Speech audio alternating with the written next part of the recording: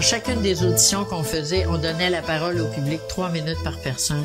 Et les témoignages qu'on a entendus, là, des gens qui nous disent la mort de ma mère, elle nous a échappé.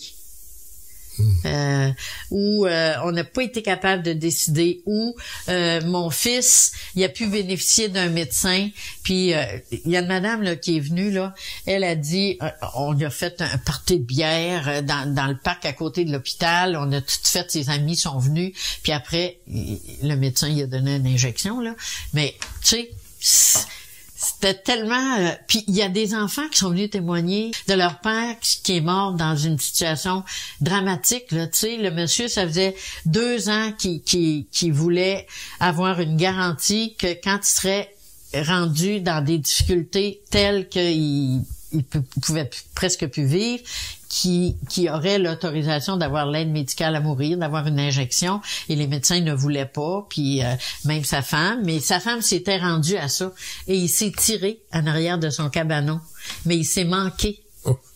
Ils l'ont hospitalisé, puis ils ont essayé de le réanimer. Là, sa femme est arrivée à l'hôpital, puis elle a dit, là, laissez-le tranquille.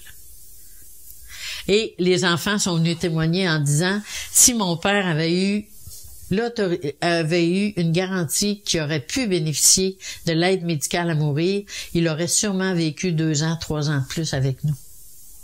Tu sais, la lettre qu'on a reçue du garçon de là, qui est mort dans des souffrances affreuses, dans une indignité effrayante, là, les excréments qui sortent par la bouche, puis il donne rien pour mourir. Mais ça n'a aucun sens.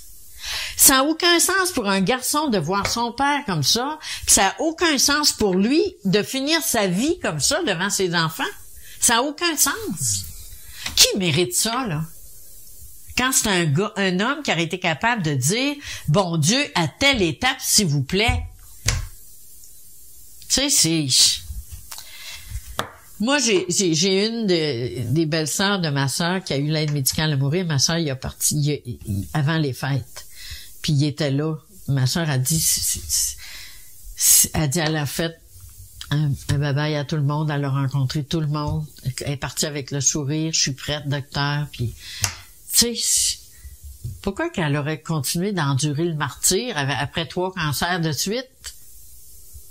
Plus de qualité de vie. C'est pas mal plus intéressant de la voir partir comme ça. Elle a réglé ses comptes avec tout le monde. Elle est pas partie dans la panique, puis dans la souffrance, puis dans la misère. Puis tout le monde est pleuré, puis la chicane au bout. On débranche pas, on fait ci, on fait ça. Non.